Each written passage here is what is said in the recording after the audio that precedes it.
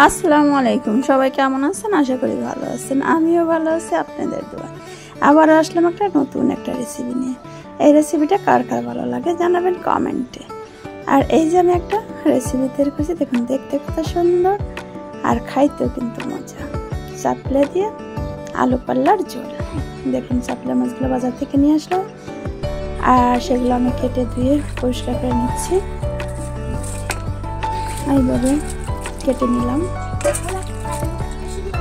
এখন ধুয়ে যে কোনো আঁশটা একটু না থাকে, এই চাপটা মাছগুলো এমনই যতই থাকুক বাজার থেকে আসলে পেটটা কেমন যেন একটা খুলে যায়। তাই আমি এরকম অনেক সাবধানে কুটে ধুয়ে বেছে নিচ্ছি। যত ধুবেন তত ভালো, ততটাই মজা লাগবে। এই গুঁড়ো মাছগুলো যত ধোয়া হয় ততই মজা হয়। আমি এইভাবে সবগুলো মাছ ধুয়ে নিলাম, একটা একটা করে কুচিয়ে ধুয়ে তারপরে নিলাম পরিষ্কার করে তেলে একটু নিলাম।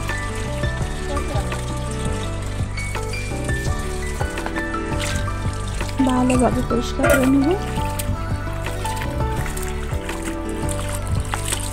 যত ধোয়া হয় ততই ময়লা লাগে। যতক্ষণ সাদা পানি না বের হয় ততক্ষণ দিতে হবে এই মাছগুলো। আর এই নদীর মাছগুলো খাইতে অনেক টেস্ট হয়।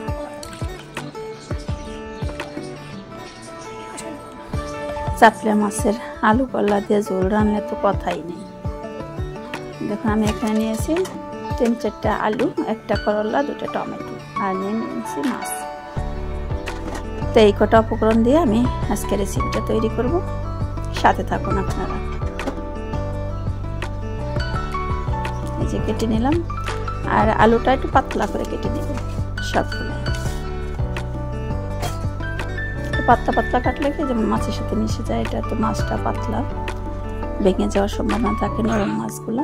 এই জন্য আমি পাতলা পাতলা করে আলুটা কেটে নিয়েছি, টমেটো আর করলা।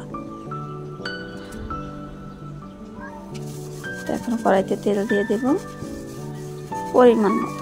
একটু তেলের সংখ্যাটা একটু বেশি লাগে, ঝোল হবে তো। আর এইখানে কাঁচামরিচ, পেঁয়াজ আর পেঁয়াজের সংখ্যাটাও বেশি লাগবে আর ভিতরে। একটু পেস্টটা বেশি দেওয়ার চেষ্টা করলে হচ্ছে ভালো হবে। আলুটা পেস্টটা যখন একটু আসবে তখন আমি আদা রসুন মশলা বাটা দিয়ে দেব।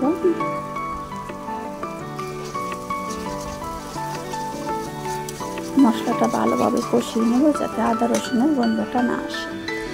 আর এইখানে আমি হলুদ, মরিচ এগুলো সবগুলো একসাথে উপকরণগুলো দিয়ে দেবো হালকাভাবে, বেশি দেবো না। বেশি দিলে কালারটা চেঞ্জ হয়ে যাবে। হালকা হলুদ, হালকা মরিচ, কাজেও তো কাঁচামরিচ দিয়েছি, একটু পরিমাণ বেশি দিচ্ছি যাতে গুঁড়া মরিচটা কম লাগে। পানি দিয়ে ভালোভাবে কষিয়ে নেব আমি। ভালোভাবে কষিয়ে নিলাম। এখন দিয়ে দেবো আলু। আলুটা একটু পানি দিয়ে ঢেকে দেবো, যতক্ষণ না সেদ্ধ হচ্ছে ততক্ষণ না কষাইতেই থাকবো। ঢেকে দিলাম একটু সেদ্ধ হওয়ার জন্য।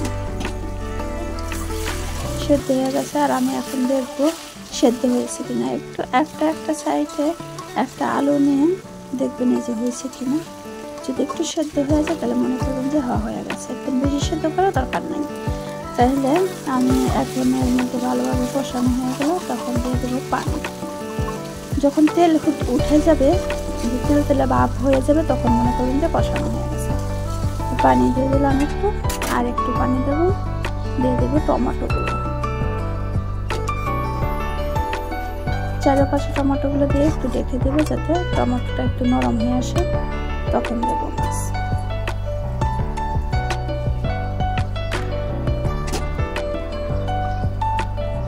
এখন মাছগুলো আমি উপর দিয়েই বিছিয়ে বিছিয়ে দিয়ে দেবো যাতে ভেঙে না যায়।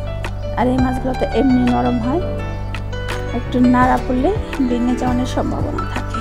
এই জন্য উপর দিয়ে আমি বিছিয়ে বিছিয়ে দিয়ে দেবো সবগুলো মাছ।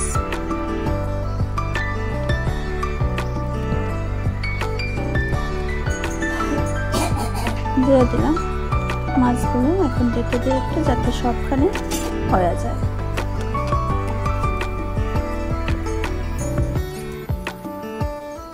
উপর দিয়ে দেবো করলা। করলাগুলো পাতলা পাতলা করে কেটে নিচ্ছি আমি সাইজ করে। এইভাবে কেটে এইভাবে ছড়িয়ে দিবেন নামানোর আগে। 5 মিনিট দিয়ে ঢেকে দেবো, তখন দেখবেন যে করলার কালারটা সবুজ থাকবে, দেখতে সুন্দর লাগবে। আর যদি আগে দিয়ে দেয় তাহলে কালারটা সুন্দর থাকবে না, সবুজ কালারটা লাল হয়ে যাবে। এই জন্য আমরা আর ঢেকে দেবো না। এখন আল্লাহর রহমতে হয়ে গেছে তরকারি, মাশাআল্লাহ আলহামদুলিল্লাহ অনেক সুন্দর হয়েছে। দেখুন কালারটা অনেক সুন্দর, দেখতেও সুন্দর, আর খাইতে এত টেস্টি হয়। আর এই ঝোলটা দিয়ে ভাত খেতে ইচ্ছা করে। আর নদীর মাছ তো দেখুন কতটা সুন্দর হয়েছে। আর আমি এইভাবে রান্না করি। আমার রান্নাটা কার কার ভালো লাগে, যার যার ভালো লেগে থাকে একটু লাইক কমেন্ট শেয়ার করে দেবেন, একটা সাবস্ক্রাইব করে দেবেন। আজকের ভিডিওটা এ পর্যন্তই। আল্লাহ হাফেজ, সবাইকে ধন্যবাদ।